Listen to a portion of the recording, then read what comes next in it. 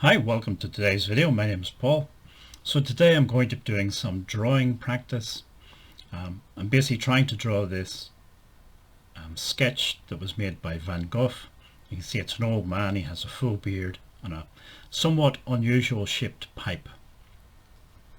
You can also see I've added in some construction lines and a circle. Usually if I'm drawing from life, say life drawing or still life drawing, I don't think about construction lines and stuff. Instead, I approach it as masses, simplified masses, trying to get those built up and then start worrying about outlines and details. But of course, with this, in this case, this exercise, it's a flat drawing or a photograph of a drawing. So it's all flat lines and flat shapes.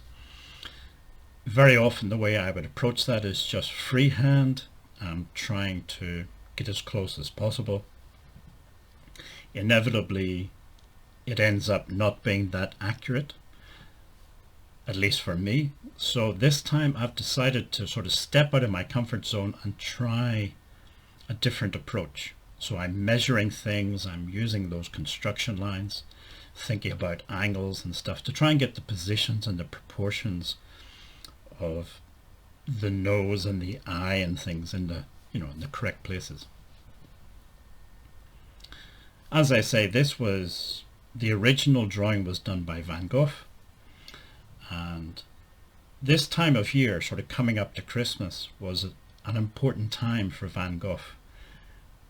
At least back in 1888 it was an important time. Many people know about this is not a happy Christmas story, but it is a true story. Coming up to Christmas, 1888, Van Gogh for some time had wanted to set up a sort of artist commune or a studio in the south of France. And one of the first people that he invited was Paul Gauguin. So Gauguin was somewhat reluctant to turn up, but eventually he did. It never really worked out though. Gauguin and Van Gogh really didn't agree about art or a lot of other things. So they argued a lot. It didn't help that the pair of them were also heavy drinkers. So that just added to the fights and the arguments. Anyway, one night on the 23rd of December 1888, the pair of them were in a bar, drinking heavily again and arguing. And at one point, Van Gogh picked up a bottle of absinthe and threw it at Gauguin. Fortunately, it missed, but the pair of them were told to leave the bar. So Gauguin escorted Van Gogh back to the house and basically left him there, and decided to go out for a walk and maybe try to clear his head. As he was walking down the street, he heard footsteps behind him, and these footsteps were getting closer. And when he turned around, sure enough, there was Van Gogh. But Van Gogh had one of those old-fashioned razor blades, the old sort of cutthroat type razor blades. And Gauguin was obviously worried after the argument and everything. Was Van Gogh going to attack him? So he shouted at Van Gogh, and Van Gogh ran away. He ran back to the house. And it was there that night that Van Gogh tried to cut off his ear, or at least part of his ear.